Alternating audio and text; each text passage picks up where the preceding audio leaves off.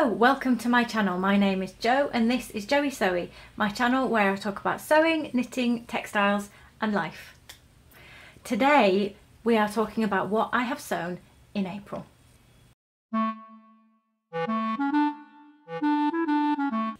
Now, lots of people have told me that they enjoy how honest I am with what I talk about on my channel. So we're going to get really honest today. This video is about what I have sewn in April, and I have exactly 0 finished garments to show you, but don't run away, because April has been the month of not quite finished. It's not been a quiet month, it's just been a not sewing month. Although I have been sewing quite a lot as well. Bit of life update. So I'm at university, as well as I have a job, I have children, we are doing a house renovation. I'm quite busy. And at the end of March, our very last deadline for a big piece of work fell. So April started and frankly, I was exhausted. Then I got it into my head that it would be a great idea, and it was a great idea, to do what started out as 5 videos in 5 days and ended up being 6 videos in 6 days, all about sewing with stretch.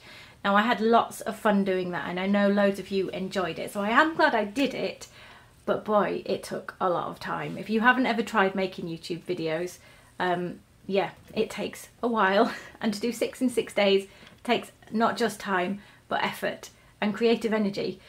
So that took quite a lot of energy. And the other thing that has got in the way of sewing is that it's actually been nice outside. So in the UK, spring has been really late for us. I do live in the north, so it comes a little bit later for us anyway, but we also have lower standards for weather, so and it's just come really late. But we started to get sunny days during April, and as well as the house renovation, we are building quite a big garden from scratch. And when the sun comes out and when we finally get out of the dark days of autumn and winter, I go a bit garden mad. So every waking hour when I haven't been working or at university or looking after the boys, I have been outside. To the extent that yesterday, the very last day of April, my husband and I were literally outside until it got too dark to see the ground. So we go a bit mad. Yeah, so basically I've been really busy, but it hasn't been a prolific sewing month. But I do have 3 things to show you. So I will get on and I will show you the 3 things that are not quite finished. So here is number 1 of the things I haven't quite finished. It's the Carme blouse from Pauline Alice, and I made one of these in March in a purple and white striped fabric, and that was my test garment. I will link to that video down below, of course.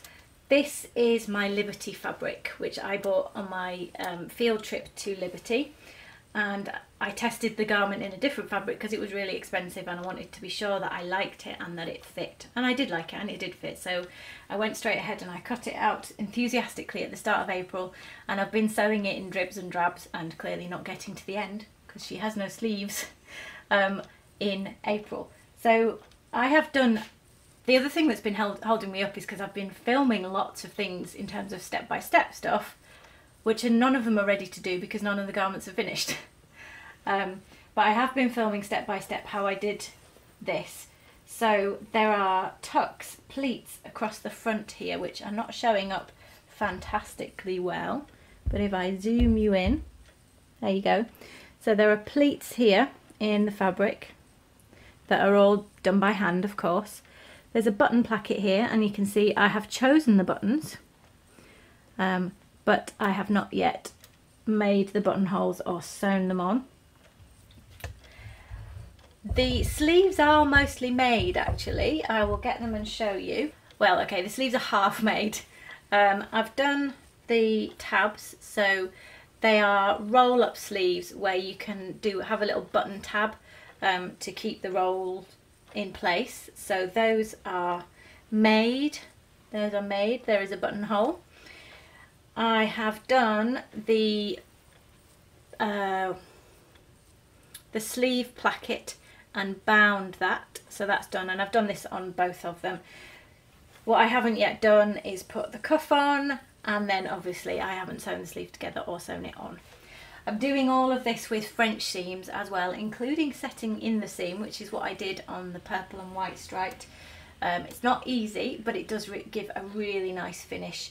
And I didn't, this cotton lawn is very fine, and I didn't really feel like any other seam finish was going to do it justice. Anything that kept the edges raw or exposed would have been a bit clumsy for what I wanted. So I'm doing French seams throughout, which of course means that they take twice as long, if not 3 times as long, because you sew, you trim, you sew again.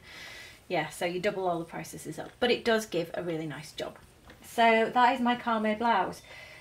You will see it as soon as it is finished, and there will also be a step-by-step or some form of tutorial or story of how I sewed this if you're interested in the pattern, and also the little tips and techniques on general blouse making, and that will probably come sometime in May. Assuming it rains in May, otherwise I shall just go and live in the garden some more. The second thing that I haven't finished in April is a knitted item. So I haven't even got 3 sewing things to show you. It's a knitted item. It's nearly finished, but not quite. So knitting has only really been taking place at my boys' swimming lessons. So that's 1 hour a week. I can't remember when I started this, but it is a t-shirt. It's a short sleeve t-shirt type sweater in a rowan yarn, which I frogged. You'll see my video about what is frogging. Apparently it means something rude as well as what I thought it meant, so that was fun. But anyway, so pulling back knitting.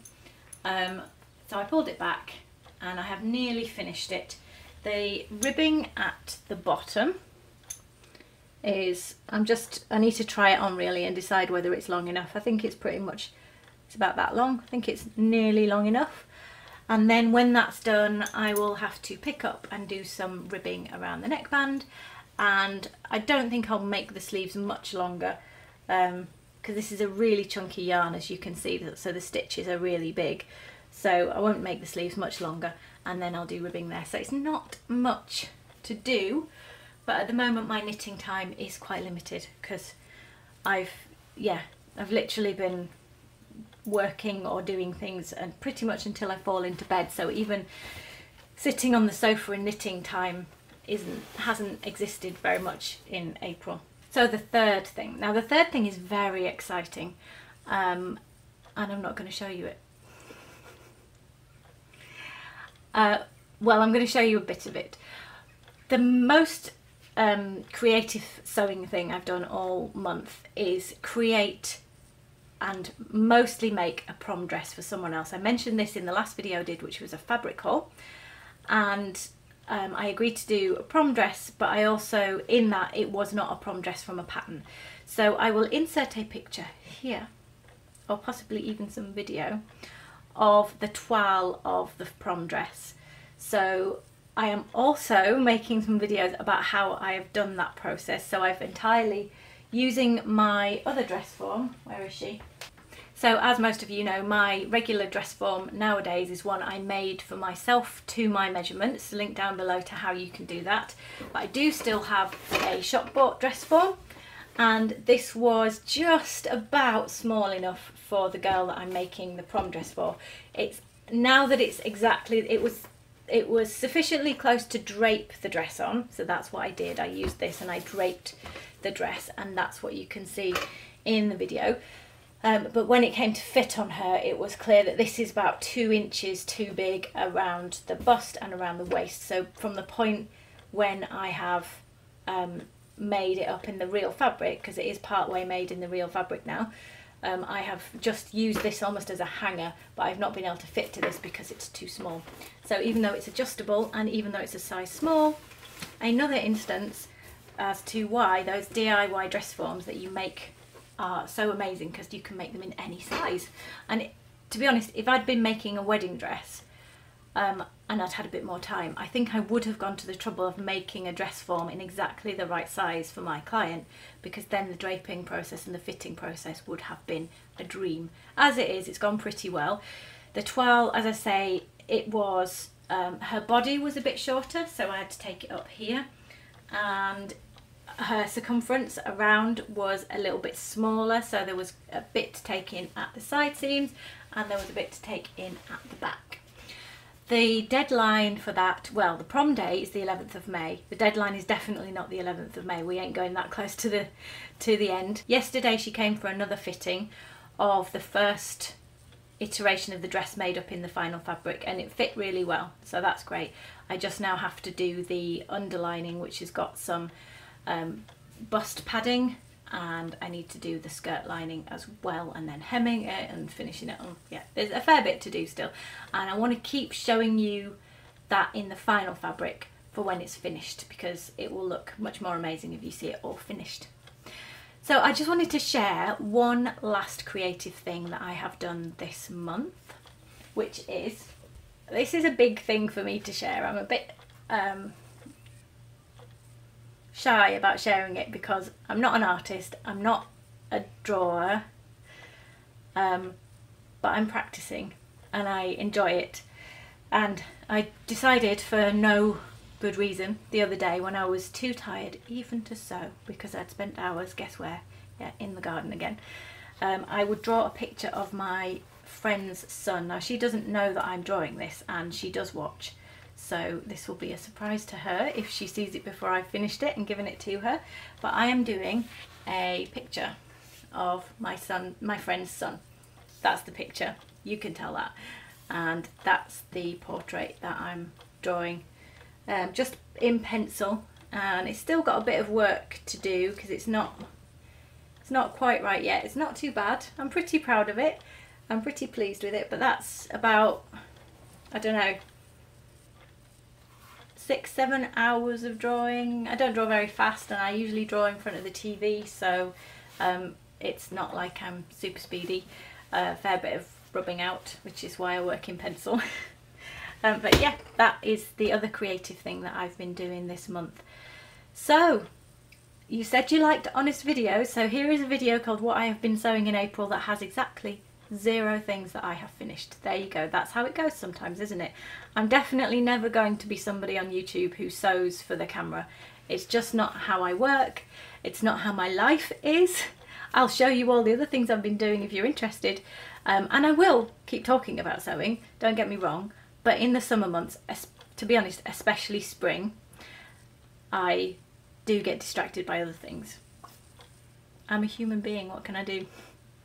Thank you very much for watching. If you would like to support my channel, please subscribe, please click the notification button, and also I always have a couple of affiliate links in the description box down below that you can use if you shop at Amazon or eBay, and I would get a small reward. If you would like to see any more What I Have Been Sewing videos, there'll be a playlist up here, and if you'd like to see a different video entirely, there will be a link here. You can subscribe by tapping this icon here, and I will see you again next time. Bye for now.